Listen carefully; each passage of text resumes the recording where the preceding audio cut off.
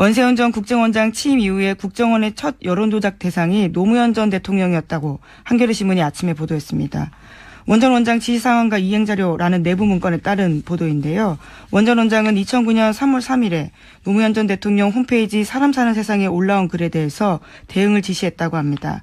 당시에 노무현 전 대통령은 국가보안법에 대해서 비판하는 글을 올렸는데요. 이에 대해서 원 전 원장은 이 글을 겨냥해서 반박 심리전을 주문했다라고 합니다. 그런 다음에 심리전단은요. 포털 사이트 다음과 노무현 전 대통령이 개설한 토론 사이트 민주주의 2.0 등에다가 온라인 사이트 반박글을 800여 건 올렸다고 합니다. 또 베스트 글 1, 2위에 선정됐다고 내부에 보고했다고 합니다. 그러니까 전직 대통령, 바로 직전 대통령이죠. 직전 대통령이 퇴임하고 이제 개인적으로 나는 이 법에 대해서 이렇게 생각한다 글을 올렸더니 국정원이 심리전단을 동원해가지고 800개 반박글을 만들어냈다는 거 아닙니까? 네. 그렇죠. 논두렁식에도 사실 그냥 나온 게 아니거든요. 국정원의 심리학자를 동원해서 상대방에게 가장 타격을 줄 수 있는 프레임이 뭐냐. 그래서 만들어낸 단어라고 한단 말이죠. 그러니까 이명박 정권은 노무현 전 대통령을 어떠한 정치력도 발휘할 수 없도록 정치적으로 살인하겠다. 예, 완전히 제거하겠다. 정치적으로. 그런 의도로 충분했던 것 같아요. 그러니까 글 하나를 썼다고 해가지고 국정원 단위가 국정원의 심리 전 단위 움직여가지고 800개의 반박을 하고 국정원장이 직접 지시해서. 심지어 서거 이후에도 심리전 대응 지시가 있었다라고 합니다. 원세훈 전 원장은 노무현 전 대통령 서거의 책임이 좌파에 있다라는 것을 알리라고 지시했고요.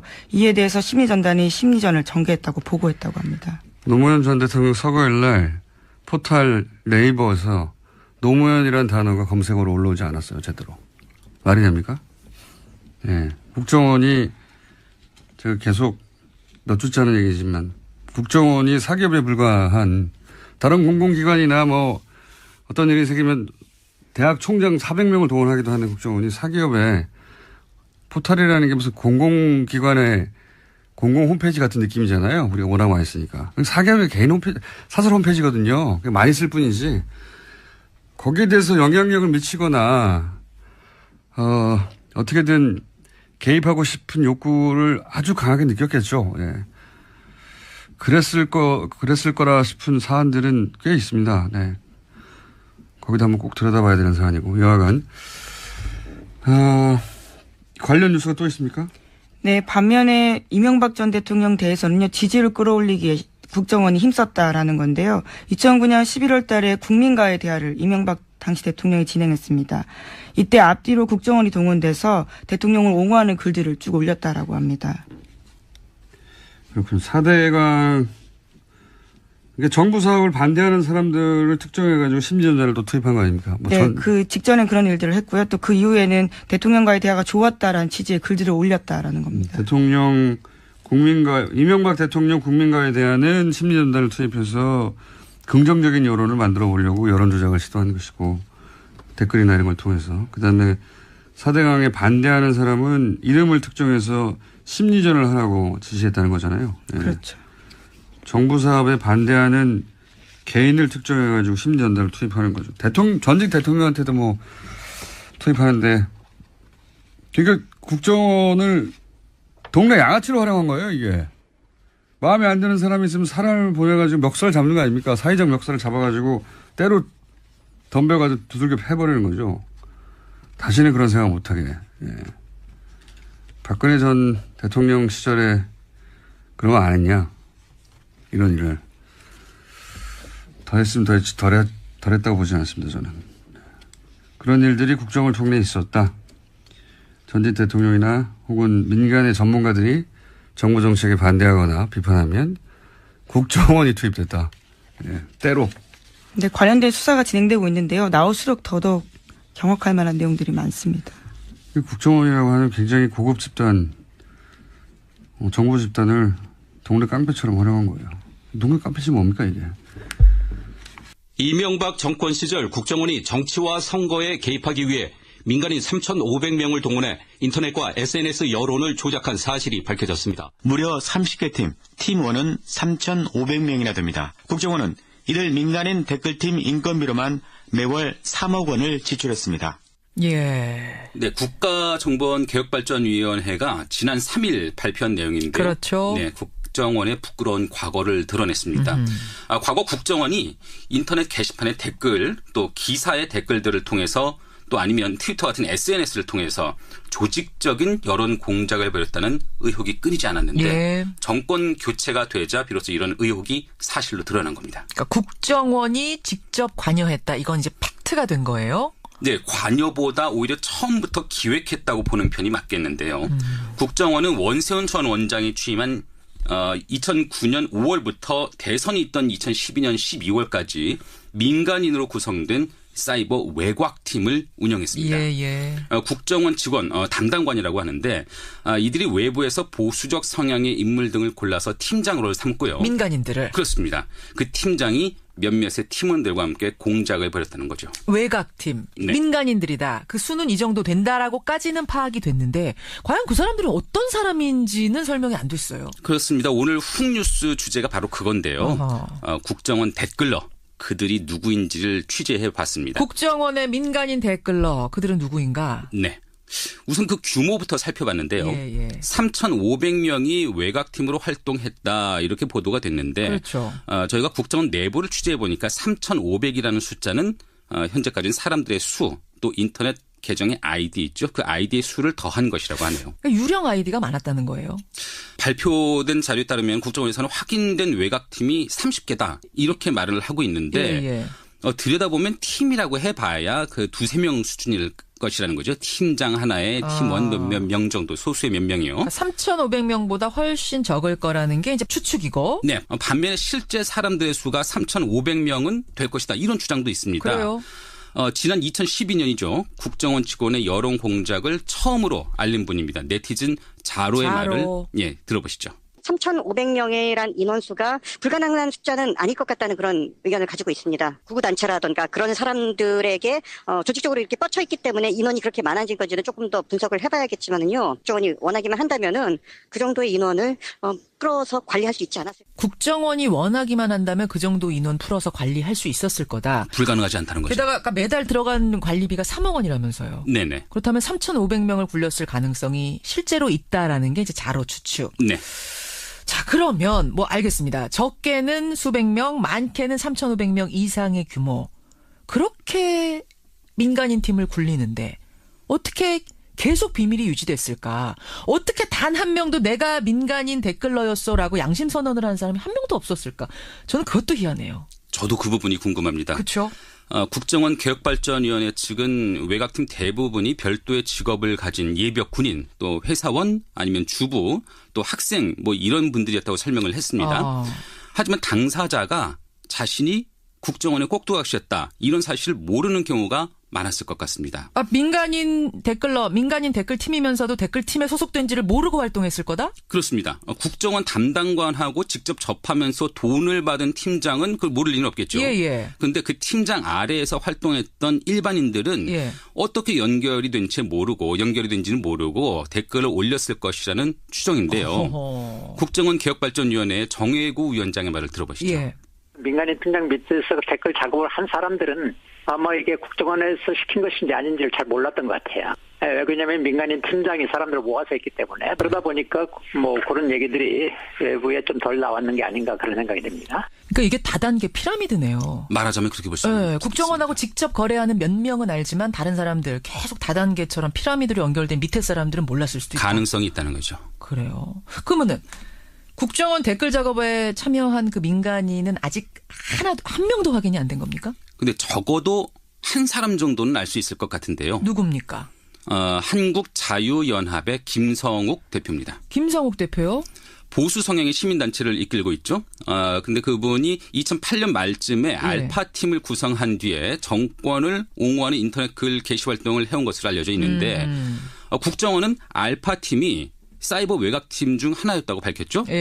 저희가 김성욱 대표와 직접 만나보고 전화도 해봤는데 본인이 알파팀을 운영했다는 사실 그 자체를 부인하지는 않습니다. 그런데 국정원과의 관계에 대해서는 여전히 선을 긋고 있더라고요. 그러니까 조금 전에 말한 그 팀장급이 바로 이 사람이 되는 거군요. 그렇게 추정해 볼 수가 있는 거죠. 근데 막상 전화해 보니까 또 다른 얘기를 해요? 한번 들어보실까요? 저는 2009년 5월 이후 지금 나오는 네네. 그런 동안 전혀 국정원하고 협력한 적이 없다. 이거는 분명한 사실. 그건 국정원에 확인을 해봐요. 그러니까 알파팀 운영하신 건 사실인데 그건 국정원 관련이 없다라는 건가요? 이미 보도 나온 거 그냥 참고하시고요. 죄송합니다. 더 말씀드릴 거. 아니, 지금 알파팀이 국정원이 운영하던 거라는 거는 여러 가지 자료라든지 뭐, 국정원이 밝힌 내용이죠. 예, 확인이 되고 있는 건데 이분 아니라고 그래요. 네네. 근데 이제 이분의 말에서 지금 우리가 좀 새겨들어 봐야 될 부분은 2009년 5월 이후의 기간 동안 나는 국정원과 협력한 적이 없다. 좀 기간을 한정해서 얘기를 했어요. 그 부분을 강조하시더라고요. 예, 그럼 그전엔 협력했다는 얘기가 되는 건가? 또 이런 의문도 들고. 네네. 또 협력한 적이 없다 이런 표현을 쓴 것도 있는데 그 부분도 좀 애매하죠. 이에 대해서는 좀 조사를 좀 해봐야 될 것 같습니다. 그래요. 이제 알파팀 얘기를 해봤고 민간인 댓글 부대 중에 수면 위로 드러난 다른 사례들도 또 있었죠. 많은 분들 기억하실 겁니다. 대표적인 게 10알단, 십자군 알바단이라고 불렸던 사건인데요. 그렇죠. 18대 대선을 바로 닷새 앞둔 날인데 윤정훈 목사라는 분이 오피스텔을 차려놓고 사람들을 동원했죠. 그분들이 박근혜 후보 당선을 위해서 인터넷 게시글을 조직적으로 올리던 현장이 있었고요. 그 현장이 적발됐습니다. 바로 서울시 선관위가 검찰에 고발을 했죠. 특히 윤 목사 스스로 국정원과 연관돼 있음을 언급한 대목이 그 무렵 팟캐스트 낙곰수에서 공개돼 파장이 일었는데 한번 들어보시죠. 그렇죠. 지금 여의도에 오피스텔을 하나 얻었거든. 41평짜리. 내가 돈이 없어. 나를 지원하는 분이 이분이 국정원이랑 연결이 돼 있어. 근데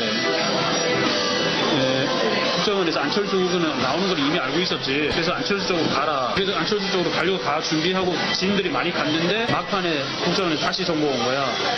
박근혜로 가라. 그러니까 이게 지금 윤정훈 목사 목소리인 거죠? 맞습니다. 오피스텔 하나 얻었거든. 나를 지원하는 그분이 국정원이랑 연결이 돼 있어. 이거 스스로 얘기를 한 거예요. 네. 그러니까 아까 알파팀이 있었듯이 이 시발단도 국정원이 운영하던 팀 중에 하나란 얘기고 이 윤정훈 목사가 말하자면 팀장급이 또 되는 셈이네요. 그런 추정이 가능하지 않겠습니까? 그러네요. 그런데도 윤정훈 목사 그 한 사람만 단순히 불법 선거 운동을 한 혐의로 기소됐고요. 근데 그마저도 결국에는 집행유예로 풀려났습니다. 그렇죠. 저희는 당시 상황을 좀 전해 듣기 위해서 윤 목사에게 연락을 취해보렸지만 아직 닿지는 않았습니다. 연락이 안 닿아요. 잠적이에요. 네, 찾을 수가 없네요.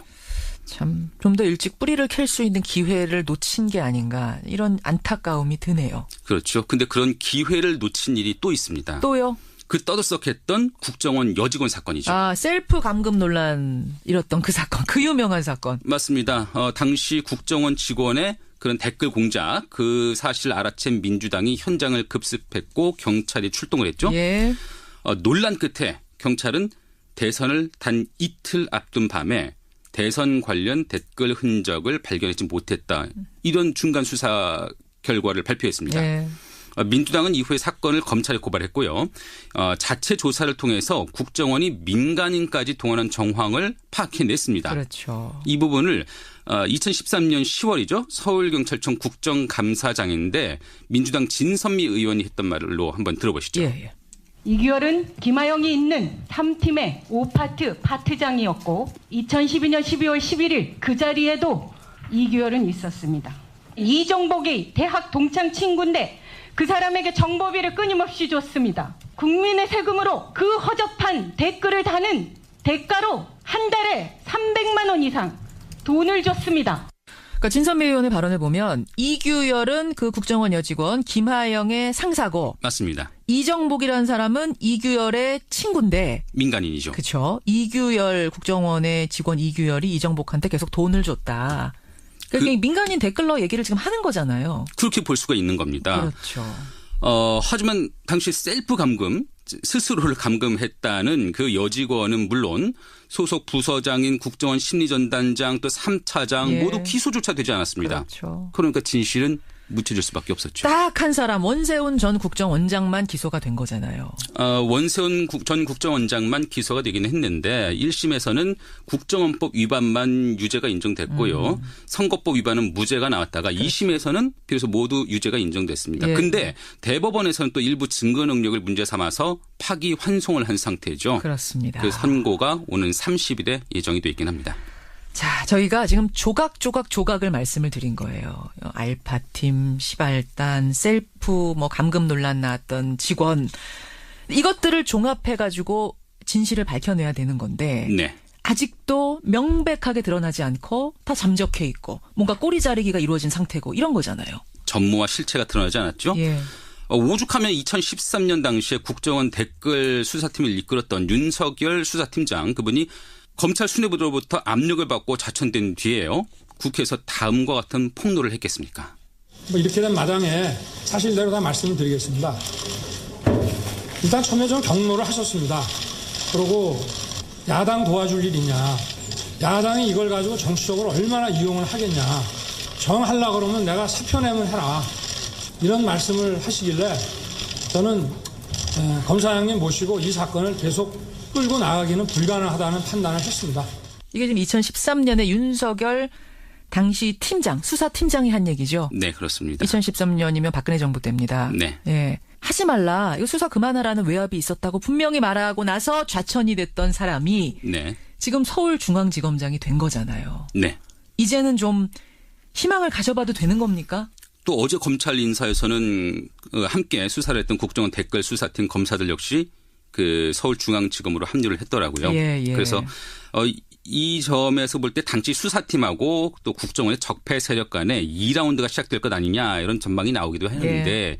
좀 많이 늦긴 했죠. 늦긴 했죠. 아직 전체를 밝혀내지 못하고 전체 퍼즐을 맞추지 못한 그 퍼즐을 맞출 때가 됐네요. 그렇습니다. 또 남은 숙제도 있는데요. 또 국정원과 함께 군 사이버 사령부에서 있었던 여론 조작의 진실도 드러내야 하고요. 군대도. 맞습니다. 예, 또 예. 그 과정 중에 그 이후에 이어진 조직적인 은폐 시도 이에 대해서도 철저한 진상 규명이 있어야 할 것으로 보이네요. 오늘 훅뉴스 국정원 댓글러 사건을 종합하고 그 실체에 좀 다가서 봤는데 사실 많이 밝혀진 줄 알았는데 이렇게 또 종합해 보니까 아직도 밝혀야 될 게 너무 많아요. 부분적이죠. 그렇죠. 예, 가야 할 길이 멉니다. 국정원 개혁발전위원회 길게는 올해 연말까지 활동을 하는데 늦었지만 늦게라도 전모가 확실하게 밝혀지기를 기대해 보겠습니다. 김정은 기자 수고하셨습니다. 네. 훅뉴스였습니다.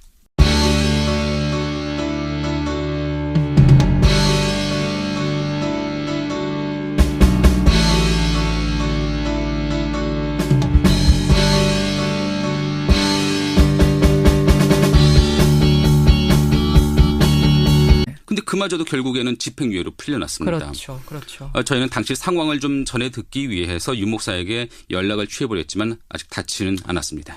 연락이 안 닿아요. 잠적이에요. 네, 찾을 수가 없네요. 참 좀 더 일찍 뿌리를 캘 수 있는 기회를 놓친 게 아닌가 이런 안타까움이 드네요. 그렇죠. 근데 그런 기회를 놓친 일이 또 있습니다. 또요? 그 떠들썩했던 국정원 여직원 사건이죠. 아, 셀프 감금 논란 일었던 그 사건, 그 유명한 사건. 맞습니다. 당시 국정원 직원의 그런 댓글 공작 그 사실을 알아챈 민주당이 현장을 급습했고 경찰이 출동을 했죠. 예. 논란 끝에 경찰은 대선을 단 이틀 앞둔 밤에 대선 관련 댓글 흔적을 발견하지 못했다. 이런 중간 수사 결과를 발표했습니다. 예. 민주당은 이후에 사건을 검찰에 고발했고요. 자체 조사를 통해서 국정원이 민간인까지 동원한 정황을 파악해냈습니다. 그렇죠. 이 부분을 2013년 10월이죠. 서울경찰청 국정감사장인데 민주당 진선미 의원이 했던 말로 한번 들어보시죠. 예. 이규열은 김하영이 있는 3팀의 5파트 파트장이었고 2012년 12월 11일 그 자리에도 이규열은 있었습니다. 이정복이 대학 동창 친구인데 그 사람에게 정보비를 끊임없이 줬습니다. 국민의 세금으로 그 허접한 댓글을 다는 대가로 한 달에 300만 원 이상 돈을 줬습니다. 그러니까 진선미 의원의 발언을 보면 이규열은 그 국정원 여직원 김하영의 상사고 맞습니다. 이정복이라는 사람은 이규열의 친구인데 민간인이죠. 그렇죠. 이규열 국정원의 직원 이규열이 이정복한테 계속 돈을 줬다. 그러니까 민간인 댓글러 얘기를 지금 하는 거잖아요. 그렇게 볼 수가 있는 겁니다. 그렇죠. 하지만 당시 셀프 감금, 스스로를 감금했다는 그 여직원은 물론 소속 부서장인 국정원 심리전단장 또 3차장 예. 모두 기소조차 되지 않았습니다. 그렇죠. 그러니까 진실은 묻혀질 수밖에 없었죠. 딱 한 사람 원세훈 전 국정원장만 기소가 된 거잖아요. 원세훈 전 국정원장만 기소가 되긴 했는데 1심에서는 국정원법 위반만 유죄가 인정됐고요. 선거법 위반은 무죄가 나왔다가 2심에서는 비로소 모두 유죄가 인정됐습니다. 예. 근데 대법원에서는 또 일부 증거 능력을 문제 삼아서 파기 환송을 한 상태죠. 그렇습니다. 그 선고가 오는 30일에 예정이 돼 있긴 합니다. 자, 저희가 지금 조각을 말씀을 드린 거예요. 알파팀, 시발단, 셀프, 감금 논란 나왔던 직원. 이것들을 종합해가지고 진실을 밝혀내야 되는 건데. 네. 아직도 명백하게 드러나지 않고 다 잠적해 있고 뭔가 꼬리 자르기가 이루어진 상태고 이런 거잖아요. 전모와 실체가 드러나지 않았죠. 예. 오죽하면 2013년 당시에 국정원 댓글 수사팀을 이끌었던 윤석열 수사팀장 그분이 검찰 수뇌부로부터 압력을 받고 자천된 뒤에요. 국회에서 다음과 같은 폭로를 했겠습니까? 이렇게 된 마당에 사실대로 다 말씀을 드리겠습니다. 그러니까. 한국자유연합의 김성욱 대표입니다. 김성욱 대표요? 보수 성향의 시민단체를 이끌고 있죠.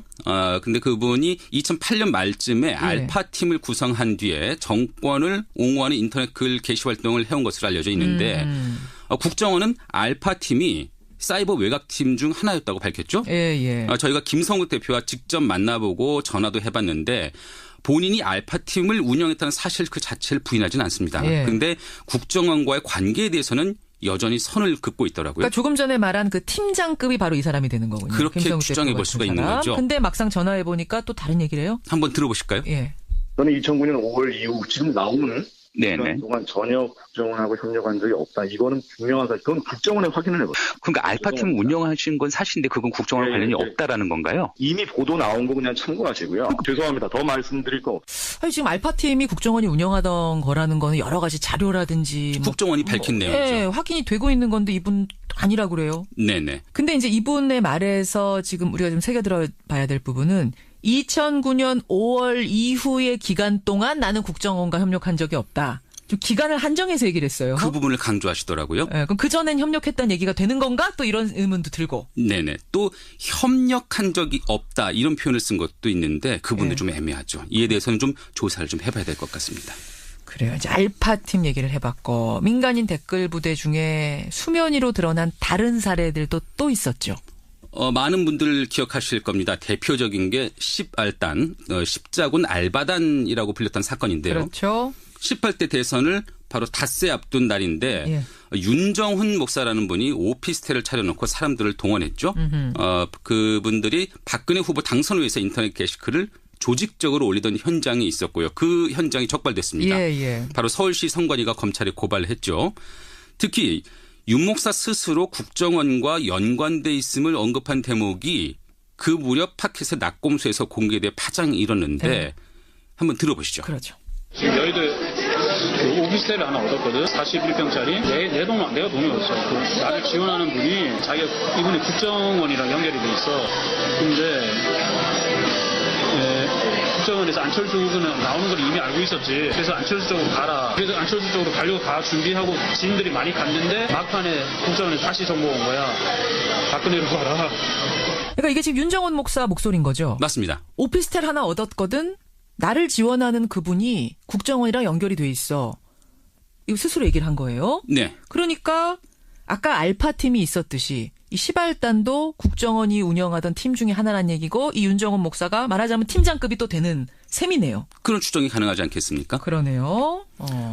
그런데도 윤정훈 목사 그 한 사람만 단순히 불법 선거운동을 한 혐의로 기소됐고요. 예. 그렇군. 4대강 그러니까 정부 사업을 반대하는 사람들을 특정해가지고 심지전자를 또 투입한 거 아닙니까? 그 직전엔 그런 일들을 했고요. 또 그 이후에는 대통령과의 대화가 좋았다라는 취지의 글들을 올렸다라는 겁니다. 이명박 대통령 국민과의 대화는 심리전단을 투입해서 긍정적인 여론을 만들어 보려고 여론 조작을 시도한 것이고 댓글이나 이런 걸 통해서 그다음에 4대강에 반대하는 사람은 이름을 특정해서 심리전을 하라고 지시했다는 거잖아요. 네. 그렇죠. 정부 사업에 반대하는 개인을 특정해가지고 심리전단을 투입하는 거죠. 전직 대통령한테도 뭐 투입하는데, 그러니까 국정원을 동네 양아치로 활용한 거예요, 이게.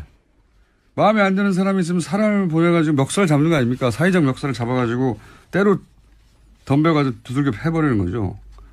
다시는 그런 생각 못하게. 예. 박근혜 전 대통령 시절에 그런 거 안 했냐? 이런 일을 더 했으면 더 했지 덜 했다고 보지 않습니다. 저는 그런 일들이 국정원 통내에 있었다. 전직 대통령이나 혹은 민간의 전문가들이 정부 정책에 반대하거나 비판하면 국정원이 투입됐다. 예, 때로. 네, 관련된 수사가 진행되고 있는데요. 나올수록 더더욱 경악할 만한 내용들이 많습니다. 국정원이라고 하는 굉장히 고급 집단, 정부 집단을 동네 깡패처럼 활용한 거예요. 동네 깡패지 뭡니까 이게. 이명박 정권 시절 국정원이 정치와 선거에 개입하기 위해 민간인 3,500명을 동원해 인터넷과 SNS 여론을 조작한 사실이 밝혀졌습니다. 무려 30개 팀, 팀1은 3,500명이나 됩니다. 국정원은 이들 민간인 댓글팀 인건비로만 매월 3억 원을 지출했습니다. 예. 네, 국가정보원개혁발전위원회가 지난 3일 발표한 내용인데, 그렇죠. 네, 국정원의 부끄러운 과거를 드러냈습니다.